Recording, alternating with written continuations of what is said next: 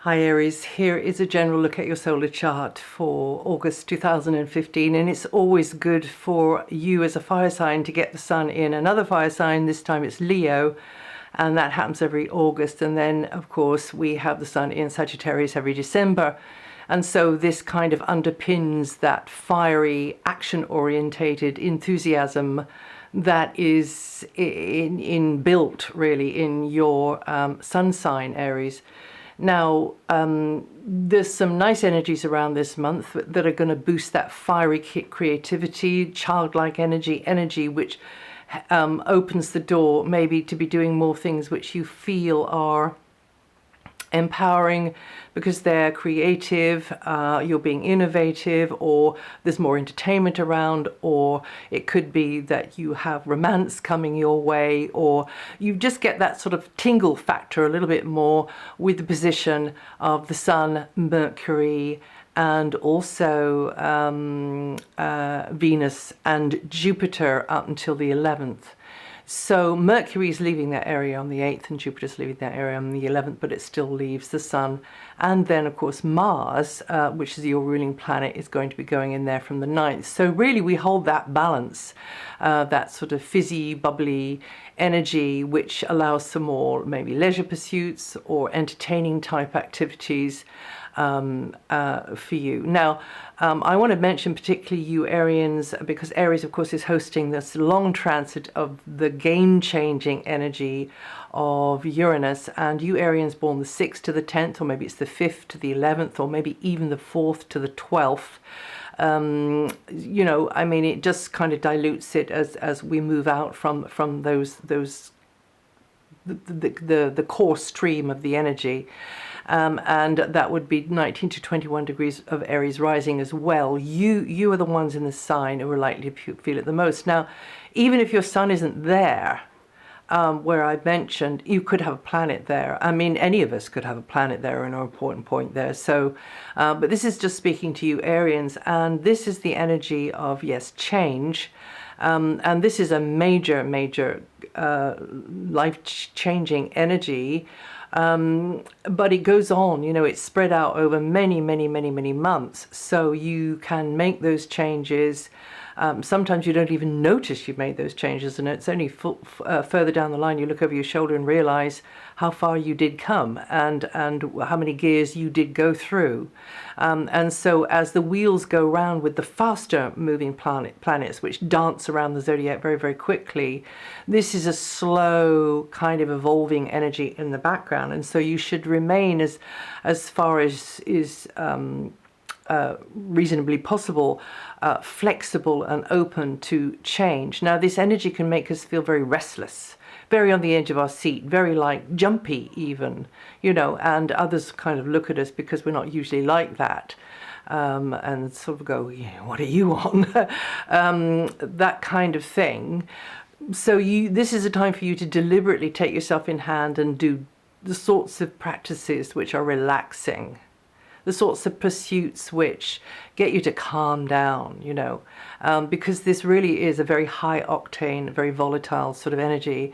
And the ultimate result of it is that it is going to liberate you from limiting old factors and conditions and habits and mindsets and situations in your life, whatever it is that's, you know, mostly holding you back or cramping your style, you see. So, but it's up to you to realize that this energy is a little bit like, every now and again, it's a bit like a bucking bronco energy, and you've got to just be as calm and as kind of earthed, because this energy isn't a very earthed energy, it's an electrical crackling energy as well. It does rule like lightning flashes and electricity. Yeah, just a word in your ear there about that. But anyway, to get back to the faster moving planets, so indeed this is an interesting month. Oh yes, and I'm just going to say about Pluto as well. Pluto And this can have your reactions. You react to things. You're more sensitive with your Uranian energy. Now, Pluto is affecting mostly those of you born from the 2nd to the 4th, or with 12 to 14 degrees rising. And for just some of you in there, maybe born from, say, like the 3rd to the 7th, you're getting the pair of them together. Pluto is a deeper, below the belt, personal, emotional, sometimes gut-wrenching energy of having to let go, having to really say, okay, I get this now. I'm not in control here anymore.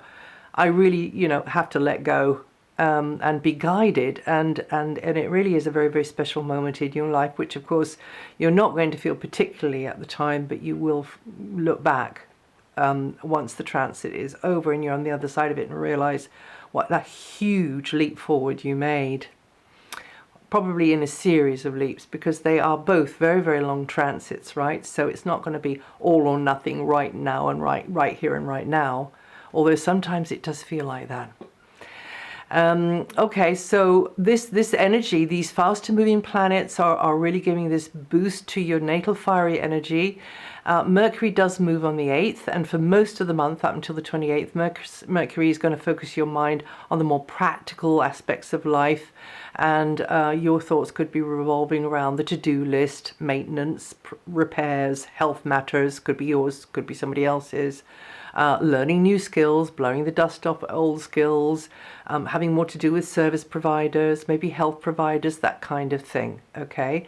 And then from the 28th, Mercury goes into your opposite sign, and then it's two heads better than one, then it's collaborating with somebody else, and maybe you really feeling a rapport with somebody else. There, because Mars will have gone into the 5th house of romance, but it's also the 5th house in your chart is to do with the child side of you as well, but also the spontaneous, unselfconscious side, and that side usually comes out in the presence of children and animals, or in the sorts of environments where we kind of get outside of ourselves or get ourselves out of the way because there's something really competitive or really entertaining or really beautiful or really compelling happening, right? So that kind of energy is around, swirling around. So try to make sure you get yourself into the situations where you can get the very, very sort of tastiest part of this energy, right? Then we have, and I got to mention for all of the signs this is, but we have Jupiter at odds with Saturn. I say at odds with, actually, it's a very, very productive working aspect, this, but it doesn't come without its conflicts and tensions. However, this is a sort of aspect that gets results. So from late July, and through until just past the middle of August, we have Jupiter and Saturn by degree making very, very sort of shouting at each other. and maybe it's almost like two great tectonic plates on the earth kind of just rubbing past each other whilst the new positions are taking up their new positions. So this is when you will have to get down to the reality of how to organize in practical ways those lofty ideals of yours, those those theories. Okay, now how do we actually do this? How is it going to work? Okay, let's try and get some sort of method going on here. So especially from the 8th, when Mercury is in a very methodical mood between the 8th and the 28th, maybe that will be part of that picture, but still there will be this levity, there will be this more lightness around, or this opportunity to have more of a laugh, really. With the positions of particularly Mars, it will be by then. But also Venus and a little bit of Jupiter. So this is when you get down to that reality, and you might come up against rules and regulations or red tape, which kind of feels as though it's getting in the way of your expansion. The challenge will be to choose just where to expand and where to cut back. is this working for me or isn't it? Okay, if it isn't, I'm just going to have to make that decision. But don't feel pushed, because I think you're going to have plenty of time to just kind of, in an incremental, gradual way, phase out something and phase in something else. Right, so I'm mentioning this, even though it's not a very long transit, because it's Saturn, and anything done under an influence of Saturn usually, I'm not going to say comes back to bite us, but it's usually sets a precedent somehow or other for things to come, because it sort of follows us through time in a way and echoes along the timeline. So this, whatever's going on now, in whichever segment of your existence, is likely to have a long-term effect and will set the precedent for the future. Be extra careful with possessions and resources like money, property, equipment at the moment as well. And if you've been feeling squeezed, you may want to change your current setup with which offers you a wider range of options. But just do it in an unhurried, I will say that again, unhurried, common sense sort of a way. Yeah. Okay, now I think excuse me, the second half of the month is going to have more flow and throughput to it than the first half of the month, even though the first half of the month has still got these nice influences are blowing around for you, Aries.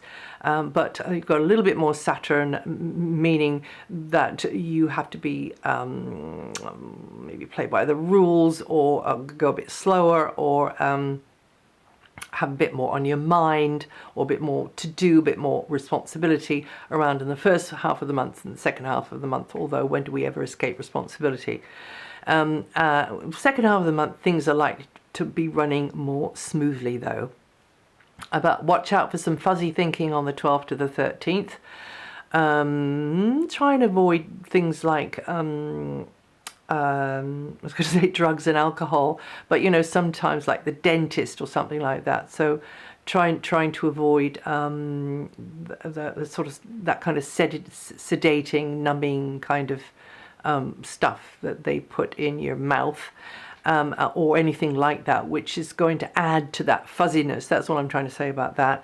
And take extra care of yourself and your energy field then, but also right at the end of the month into early September, when the Sun is going across Neptune. So that'll be Mercury going across Neptune and the Sun going across Neptune.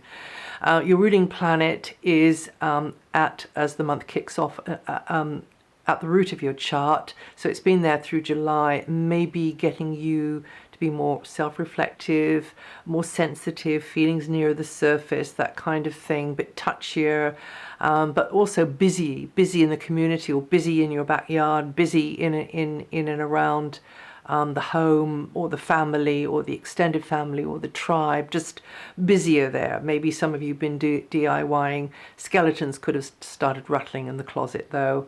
But this is a great time for you to connect with Mother Nature, connect with the ancestors, connect with the powers that be in the invisible realms, in the more esoteric sort of realms as well.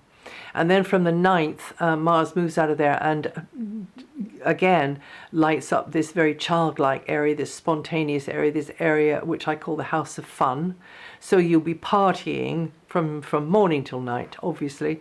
But also another thing about this area here, it's very competitive, so you can do well with anything that you're plugging or you're pushing for, or you want to get out in ahead with. It's very good for entrepreneurial type work or projects, any kind of project really, and things that you enjoy. Like I said before, things that really take you outside of yourself because you're just enjoying them so much. And of course there is romance as well, and for some of you, you'll be having more interaction with children or animals, and some of you might want to take a gamble on something, investing time or money on an outside chance. But just again, keep your head screwed on there, especially you Arians with Uranus very close to your sun sign.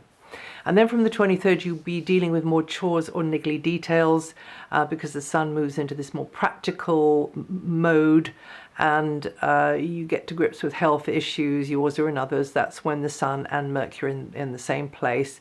Looking at the diet and the exercise regime, but also putting more effort into the maintenance orientated side of things. That's for your own body, somebody else's, or just the equipment and all the paraphernalia that we have around us.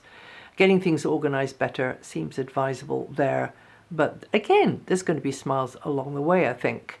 And learning new skills. So maybe you're learning how to do something that, like paragliding, that, got to be sensible. You got to keep your head screwed on, but it's fun, and or it could be something artistic or just something. And then Jupiter, planet of potential abundance and expansion, has been positively influencing your sun sign for about 12 months now. And in this playful, even self-indulgent sort of area where maybe some of you have been partying too much and have been too self-indulgent and took your eye off the ball. Anyway, Jupiter is about to turn you back into a pumpkin because leaving there on the 11th. Then Jupiter is going to be in your area of health and work, the same area that the Sun went into on the 23rd, except Jupiter is going to be there until around about next August. About next August. And there's going to be no shortage of opportunities to learn through the kind of work you do, the skills that you use, your daily duties, maybe looking after somebody else and being concerned for somebody else and finding, learning better how to look after this other being in your life, or maybe it's for yourself, learning, okay, there are other options, not just what I was told before. Okay, the indications are that you'll get the chance to experience new work or health routines and until next August. And also you could do better on the job market if you're looking, and also better with colleagues, or maybe it's just one colleague, or maybe like a teacher energy around that you're learning a heck of a lot from. And that will usually come in waves, as they all do. You will feel it more at certain times than at others over this next 12 months. Saturn's back in Scorpio, meaning that you're shifting gears emotionally, and that's going to be going on until September time, and you'll be slowly transitioning into a fresh perspective and getting rid of some of your own bad habits as well.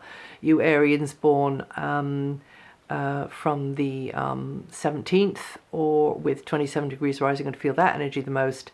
And I've already mentioned Uranus to you. And then it's you very, very early Arians that we're going to be feeling the Jupiter energy the most as well. Those of you born in the first four or 5 days. And or those of you born in from 27 degrees rising in the last few days of Aries, the last 3 days of Aries. And that's it for August. If you know your rising sign, your moon sign, listen to those. And also this material is written up on my website, DianaGarland.com. And I'll see you the next time.